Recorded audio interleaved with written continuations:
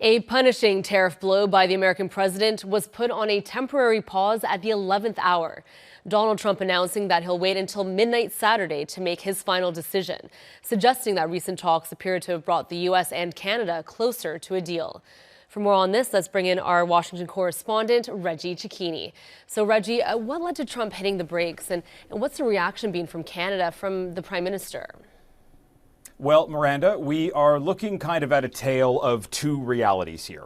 This statement that came from Donald Trump at 10 o'clock Eastern last night says, based on the fact Canada and the USA, subject to the finalization of documents, have a deal. That is the reason he says he put that pause in place. But in Ottawa, what we're hearing from the Prime Minister is substantial progress has been made, although there is important work still to be done. So if we rewind a little bit, take a look at what happened during the day on Tuesday. There were meetings between the Minister of Trade, Minister LeBlanc, along with the U.S. Trade Rep Jamieson Greer. We know that there was a phone call between Donald Trump and Mark Carney, and that came a day after a group meeting that also included Commerce Secretary Howard Lutnick. The issue is we're not quite clear where things stand in terms of these talks or in terms of what the deal is. Donald Trump is suggesting here, along with the U.S. Trade Office, that Canada has potentially made some kind of concessions here to give way to American industry into the Canadian market. It's not quite clear what those concessions are. It's not quite clear if any of those concessions are going to be digestible and palatable for the Canadian public.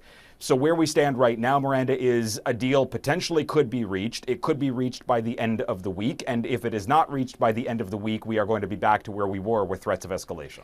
Now, Reggie, Trump also seemed to suggest in his statement last night that the long-dead Keystone XL pipeline can now be part of the talks.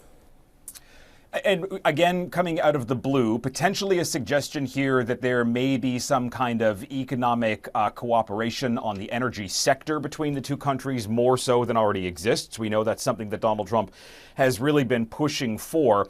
It's a question, though, as to whether this is a fully new commitment to the Keystone XL or whether this is kind of, talking about piecemeal bits that Donald Trump is already going for after there was kind of an approval for a separate project that was announced by the president earlier this year. Look, Keystone XL was killed during the Biden administration back in 2021 after significant pushback from environmentalists, from activists, from indigenous tribes in the region, and it seemed to be dead in the water because TC eventually canceled the project. So we're not quite clear what Donald Trump is doing here, but obviously the Alberta oil sector is crucial to the American energy sector, since much of that oil goes down to the U.S. Gulf, and that's what it would have done with the Keystone XL pipeline. So we're waiting to get more details as to how this factors in.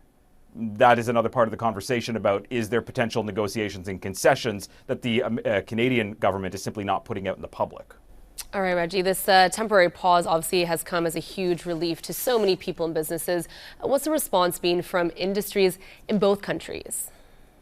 Well, I mean, look, ahead of this announcement, the Canadian Federation of Independent Business was already warning that some American customers were walking away and not putting orders in with Canadian industries, fearful that the tariffs were going to become problematic here. We obviously know that the auto sector is still a significant part of this conversation. We've heard from sources within the auto industry to suggest that if tariffs can't be worked out, if there winds up being some kind of 10% tariff on cars and there's no carve-out or protections for CUSMA parts, that this could really be a nail in the coffin for the auto sector after the current models are done. So we need to wait and see potentially what the auto sector is going to say about this pause and where negotiations may go.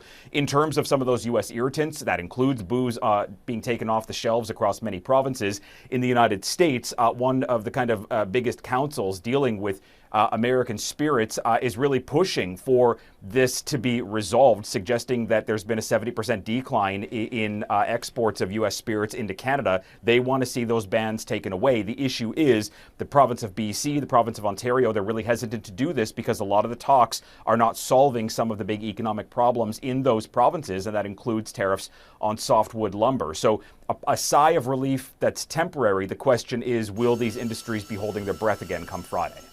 Now, Reggie, this pause is just for 3 days. I mean, is that enough time to actually make a deal? And what happens if talks fall apart?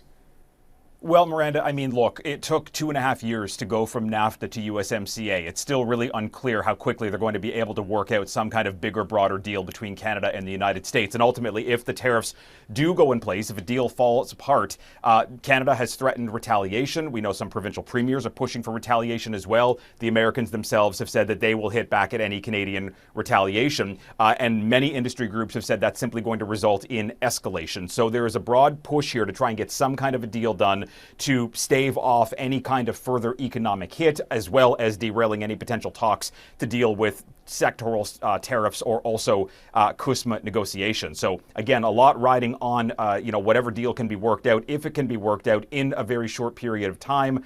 And if the tariffs do come in place, Miranda, there is likely going to be a legal challenge because, again, there has never been a use of these tariffs that Donald Trump is threatening. All right, the clock is ticking down. Reggie, thanks so much for that update. We appreciate it. Thank you. And that is Global's Washington correspondent, Reggie Cecchini.